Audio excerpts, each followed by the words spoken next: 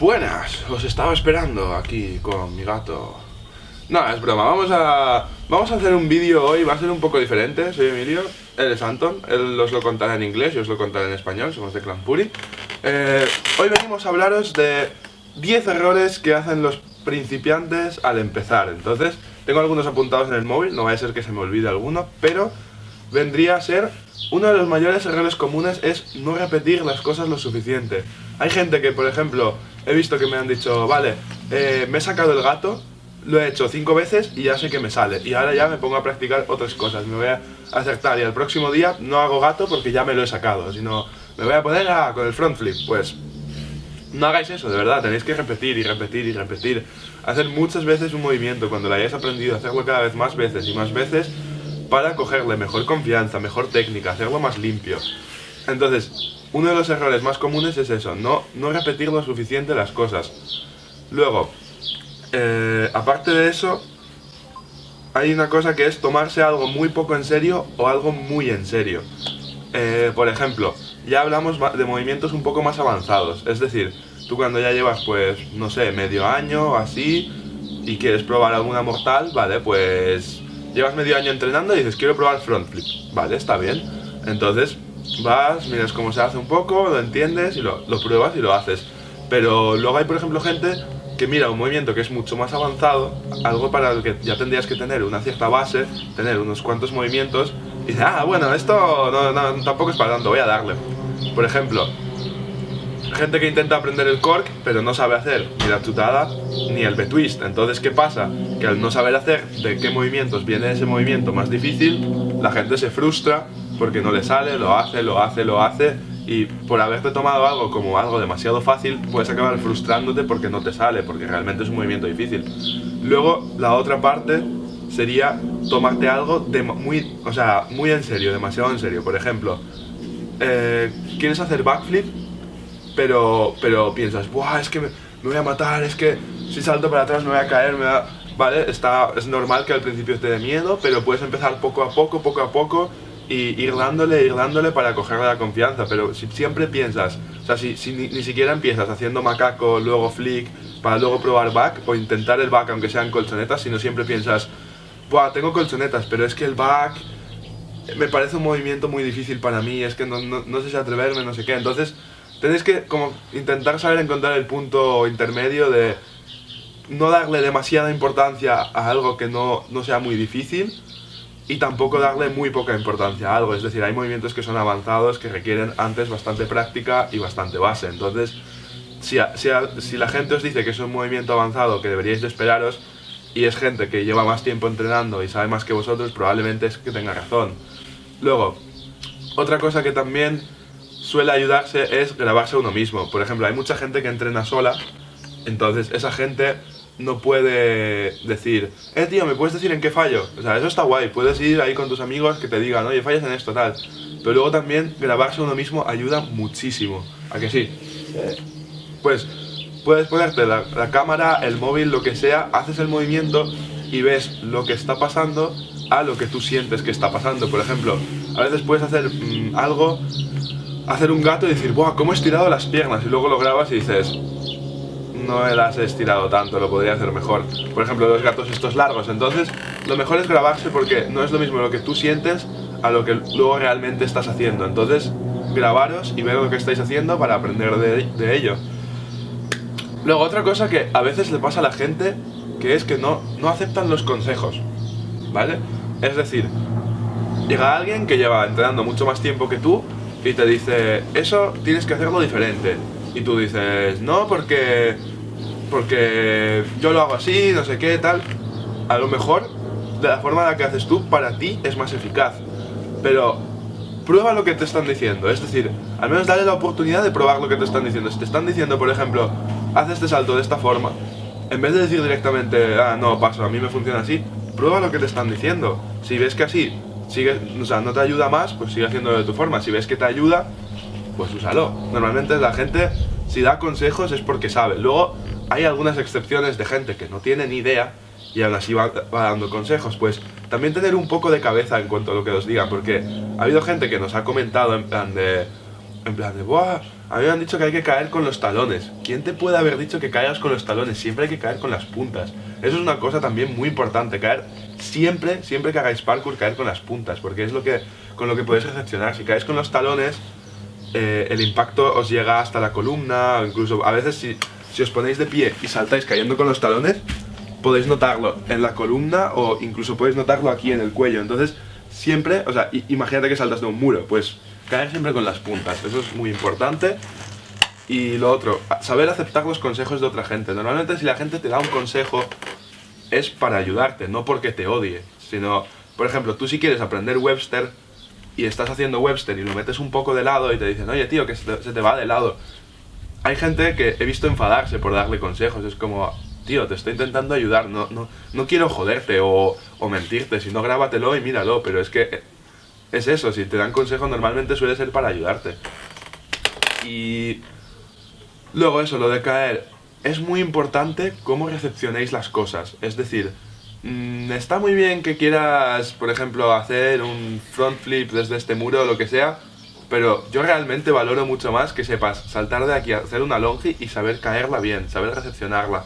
No es lo mismo salir corriendo, saltar de un muro a otro y acabar casi pasándote y que no lo controles y poder realmente lesionarte, hacerte daño, lo que sea, que poder hacer una longi un poco más pequeña, pero saber caerla, poder caerla bien, seguir. También es importante dar rodadas si vais a hacer fondos, entonces es importante tener una buena recepción porque luego si caes mal o caes en posiciones raras, luego eso a la larga es malo para las rodillas, los tobillos, entonces aprender a tener una buena recepción, caer, quitar el impacto, la inercia, saber rodar o agacharte al caer siempre con las puntas. Lo estoy diciendo 1000 veces, pero es que tenéis que caer siempre con las puntas. Y bueno, luego aparte de eso, tengo que mirar mi móvil porque no me acuerdo. A ver, pues otra cosa muy importante es hacer lo que controléis, no lo que lleguéis. Puede ser que haya una longi que sean 12 pies y tú hayas hecho saltando en suelo 12 pies y dices, ah, bueno, pues teóricamente lo llego. Pues ahí es cuando os podéis lesionar porque dices, vale, lo llego, pero es que tú en suelo plano no saltas pensando que hay altura, el riesgo, no. Tú simplemente corres, te tiras de una a ver cuánto llego. Y luego en el muro no es lo mismo, tenéis que hacer las cosas que podáis controlar, no las cosas que lleguéis. Y a medida que hagáis las cosas que controláis, si esto es lo que controláis y esto es a lo que podéis llegar, a medida que vais haciéndolas, vais ganando, vais controlando cada vez más y más y más, hasta que llegaréis a ese salto tan tocho y podréis hacerlo controlado, cayéndolo bien, sabiendo lo que estáis haciendo, no en plan, voy a correr y tirarme. Entonces, ir haciendo las cosas que controléis y así iréis avanzando de forma segura y sin tener lesiones, porque es que realmente va de eso. ¿Para qué quieres entrenar 3 meses ahí a tope, tener una lesión y estar de parón un año, pudiendo entrenar en vez de a ese 100% de me tiro a todo, entrenar a un 80%, ir haciendo las cosas poco a poco, con seguridad, ir cogiéndoles control y de esa forma poder seguir entrenando durante años sin tener que lesionaros. Luego, estoy mirando el móvil porque es que no me quiero dejar nada. Tener paciencia en los movimientos, es decir, si os estáis sacando algo y estáis tardando un mes, pues estáis tardando un mes, no pasa nada, no va a venir alguien y deciros, ha pasado mucho tiempo, fuera, ya no puedes hacer más este movimiento. Practicarlo y de esa forma va saliendo. Y es tener paciencia, practicar infinito. Hay gente que me pregunta, ¿por qué no me sale este movimiento? Porque te faltan otras 100 veces por hacerlo, porque es algo que es complejo, tienes que repetir y que tu cuerpo se acostumbre. Por ejemplo, vale, ahora hago esto, por ejemplo, ahora salto y ahora pongo las manos, o ahora salto, ahora meto el giro, o ya sea si queréis hacer mortales, si queréis hacer parkour o lo que sea. Entonces, tener en cuenta eso, la paciencia es muy importante, repetir, ¿vale? Y luego pues también hay gente que se compara mucho con otros, es decir, en plan, es que hemos empezado los dos a la vez y él ya se sube un muro y yo todavía no tengo fuerza para subirlo. cada cuerpo es diferente, a él le puede costar más cosas, más algo, y a ti te puede costar menos algo que a él le cueste.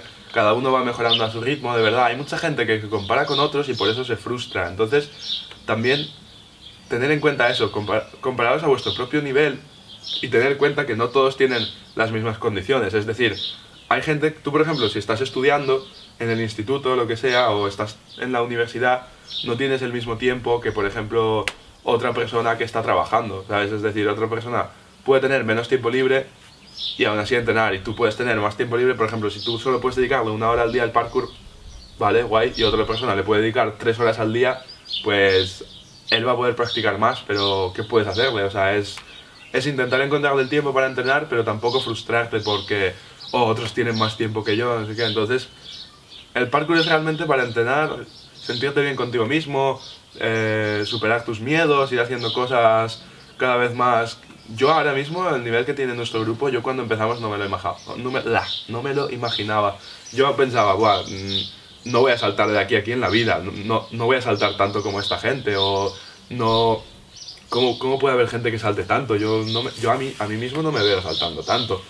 Y era como, bueno, pues yo iré haciendo lo mío, y luego llega un día y dices, pues sí que llego a este salto, o cosas así, o vas aprendiendo y dices, por ejemplo, antes las mortales a mí me daban terror, y a medida que vas practicando cosas vas diciendo, bueno, pues voy a probar tal, y así vas aprendiendo.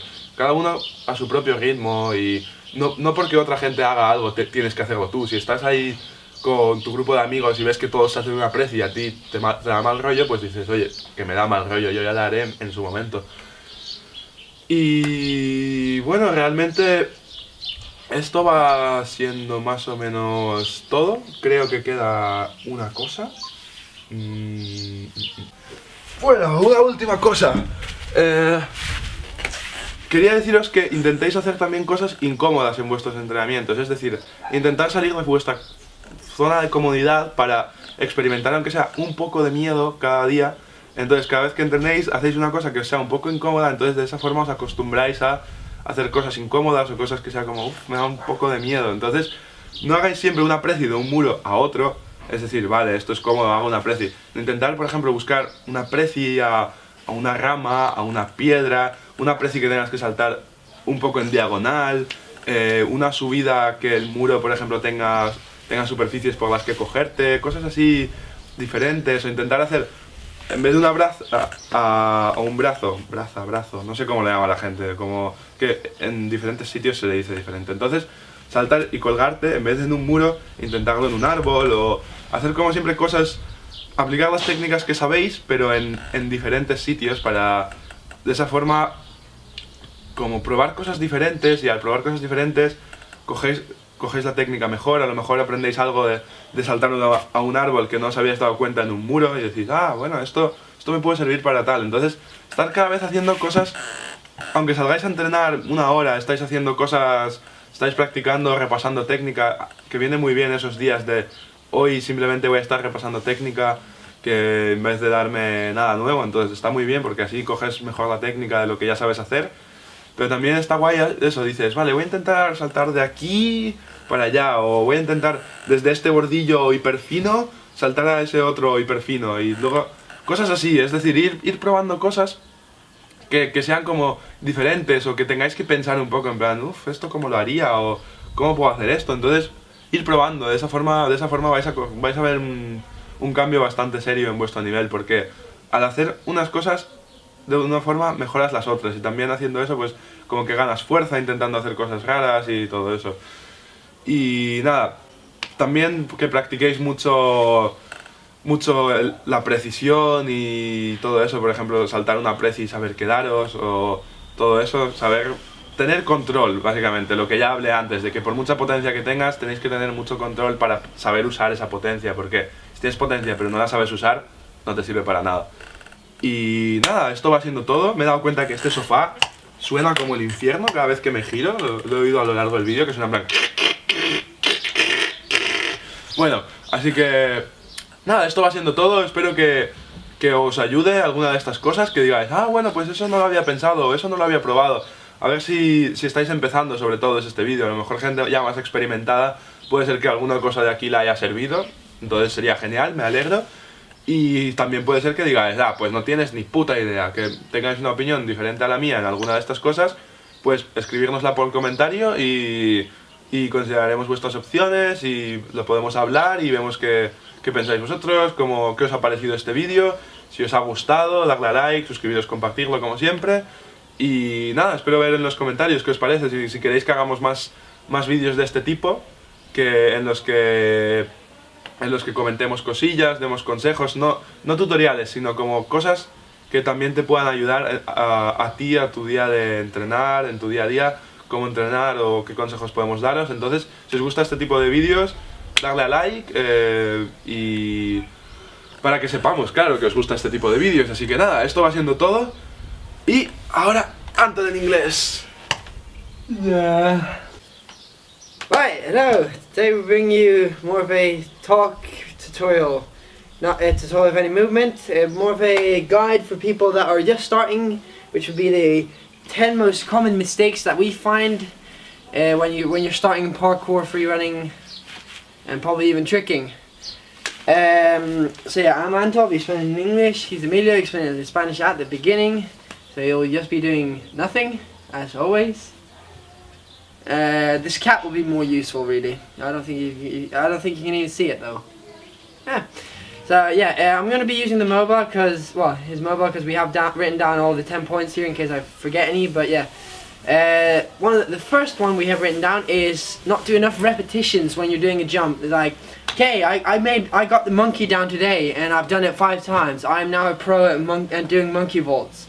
Or the same thing goes for a flip. I've done the front flip 5 times, 10 times. I'm now a pro at doing front flips. I can do a front flip wherever I want. That's a lie. Don't lie to me. I don't like that. I mean, I've done, I don't know, how many side flips could we have done in our lives for now, for instance? 10,000? Yeah, we've done, well, I'm not sure if we maybe make it up to 1,000, well, probably up to 1,000 even. But let's say even 500. I mean, we do it a lot every day. We do the same thing with it, climbing up walls, doing a monkey vault, doing every single jump. It's like you try to do every single jump every day almost when you go out to practice. Or almost every day. I mean, you don't go out and say, okay, I've done it today, now I'm not going to do it for the rest of my life, and I'll probably have it down as good today as I have it every day. No. As well as, just because you made it, I mean, just because you've done like 4 of them and you didn't get any right, and then you did the 5th one, and then what 5th one you felt like, oh, this was great. Yeah, it might have been just a lucky shot. I'm sorry to say it, but it might have been just a lucky one there. I mean, I've had, for instance, my first B twists. I did my first ever B twist which I landed, the rest said, oh, you did a shuriken instead, or whatever you call it in English. And I'm like, oh, well, just because I landed that the first time doesn't mean that I can all of a sudden do that. I mean, I've done in Lost B twist, for instance, and he's done in Lost B twist, and we've done in Lost many jumps. Lot of times, because it's like, okay, I've got it down today, I think I've done enough for today. No, once you get it down, do another 10, 15, 20, 100, 1,000, whatever you feel necessary until you're tired. I mean, the jumps we do, we're sick and tired of doing them, really. I mean, he's done probably so many corks, he says, oh, I don't want to do a cork anymore. Yeah, one cork is too awesome. Yeah. Things like that. So yeah, remember, repetitions in the jump is really important to just do and do and do and do it and do it and just do it. Things like that.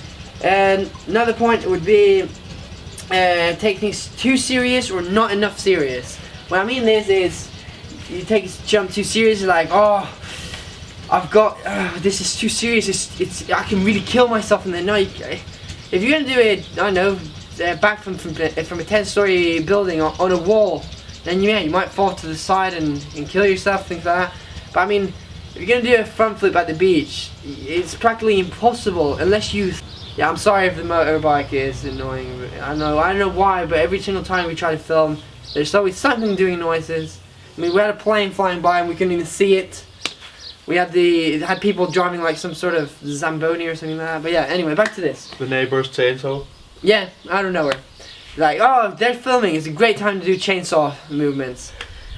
So yeah, taking things not too serious or too serious. I mean, you take it too serious, like, oh, I'm going to do a front flip. Oh, I'm going to fall on my head. I'm going to break my neck. I'm going to die doing this. No. Yeah, it's like, no, unless you throw yourself head first into something like a front flip, you're not going to, nothing's going to happen. You might land on your back. We've been trained as stuntmen, and we know that falling on your back does not hurt. I can guarantee that. Falling on your butt, on your legs, on your knees, it doesn't hurt. It might damage your body a little bit, but it's a pain for max 5 minutes. I mean, after that, you just get up and like, oh, it's okay. I mean, maybe that day you'll feel a bit strange in somewhere if you landed real bad, but next day it's past. It's already done. You're not going to feel any pain anymore, really. Then taking jumps not serious enough is, for instance, when you're practicing, like, oh, I've just started parkour. I've been doing parkour a week. I want to do the cork. The cork's interesting for me. The gainer, I love the gainer. You're like, yeah, but for the gainer, for instance, you need a backflip. But for the cork, we recommend that you have the kick the moon, or even the flash kick gainer if you can. And apart from that, the big twist, to have some twist down. Because after all, remember, when you're going to do a cork, it's kick the moon, and from there on, you go into a big twist, basically. We break the things down for you so you can have it easy. But some people are like, no, I want to learn this, and that's it. I'm not going to listen to whatever anyone else says. I'm going for this jump, and that's it. And it's like, you might get frustrated that way, like, oh, I've been trying this jump now then for another week, and I've got every single week jump down my first try. Well, what are you expecting? If you're going to go for things that are hard, and we say they're hard, they're advanced, then, and we say these are the requirements to get this jump down. If you don't get these things down, we're not saying that you need these things because we want you to take long time training or not get better at faster. We're trying to help you with these things, and some people just come and like, no, I don't want to listen to this. Yeah, it's just that if you don't take jumps seriously enough as well, you gotta find something in between, that where you know what you need, and you're gonna have patience to get those things down. But once the moment comes, you can't be like, oh no, I'm going to kill myself with this jump. I'm going to die. No, you're not. As for the next point, which would be filming yourself to see what you're doing wrong. I mean, if you train with other people, it's great. You can always ask someone like, oh, can you check what I'm doing wrong with this? Or sometimes you might not even ask, and they'll say, oh, you can do this to get better. It's like, oh, thanks. But people, yeah, exactly. You speak with other people, you get better technique and all. But if you're alone, if you live alone, for instance, it's important to film yourself. Like, sometimes you might feel you've done something great, like, oh, I feel like I did this front flip real high. I feel like I did this double Kong, bringing my legs real straight up, real far up. We've had the same thing where we feel something and all of a sudden, like, no, you didn't. I mean, you might say, oh, I felt like I jumped from this distance, and all of a sudden you film yourself and you didn't jump from that far. It's a bit painful, like, oh no, you really feel a bit depressed, but it's necessary to get things better, to get better technique and all. So yeah, it's important to do that as well. Why are you doing this, Fan? Some people also have problems with accepting tips, like, oh, you can do this to get better, when you train with other people, for instance. If someone that's been training a lot more than you tells you to try something, that thing is done this way, even if you find it comfortable doing it another way. I mean, say for instance, I've heard people say that doing a side flip, you have to do it from here, and you move your arms like this and you'll do a side flip. I mean, we've done side flips just throwing an arm around like this. It might be more comfortable doing the other way. That's why we decided to try that, for instance. It's just an example. I mean, if someone tells you to do one thing and they've done parkour more than you, and you see they're like, oh, they know things, even though it might sound stupid sometimes, try it at least. Just give it at least one try. Like, oh, it might help, it might not. You might actually even discover a technique that's even more comfortable, something in between. You might mix your knowledge and the knowledge someone is giving you to get an even better technique. But also keep in mind, I mean, some people will tell you things like, oh, you gotta land with your whole foot. No, you don't want to land with your heels, for instance. If you land with your heels, that damage will go all the way up your legs, and it might damage your spine. I mean, you can really feel the damage when you land wrong. So yeah, do keep in mind the how much a person knows. I mean, if he's got a good level, it's normal for a person to give you good tips. If he's got a low level, still consider it. At least think it through. Like, is it really like this? I mean, if someone says it's something as obvious as you have to land with your whole foot, it's obvious that no, it's not like that. But and if you try it and you land, you'll feel damage in your in your whole body, basically going all the way up your legs. Catch that cat. And yeah, so just at least try the things. And if you're like, oh, this sounds a bit strange, you can always come and ask someone else. You can always ask us, anything like that. You've got the internet. If you're watching this video, obviously enough, you've got internet, so you can always leave a comment asking us like, oh, someone's told me this, should I try it? And we'll give you our advice from there on.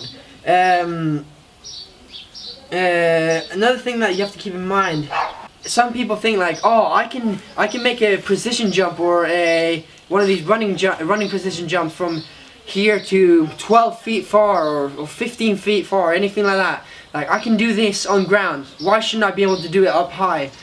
And it's because sometimes you can do things on the ground or at the beach or anything like that, which you later on don't control as much when it comes to doing it from a height or doing it as a solid ground, anything like that.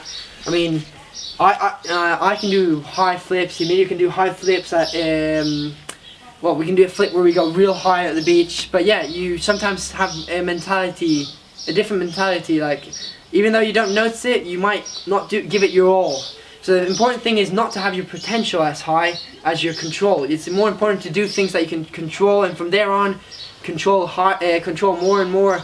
I mean, if you can do a precision jump on the ground that is 10 feet, for instance, let's say that, it doesn't mean that you always can control it at high places. So it's more important to control something that's a bit less, and from there on gain more and more distance and more potential when doing a jump. Right, sorry for having to cut here again. It's just that the neighbor had to be with his chainsaw again. It's like, oh, chainsaws are awesome. Do you know what the phobia of chainsaws is called? Common sense? Yeah, actually it is. Yeah, I think so. But yeah, so keep that in mind. With potential, you have to control your moves. Just because you do one thing at one place doesn't mean you can always control that your max strength, potential, jump, whatever you want to call it. Over to the next point.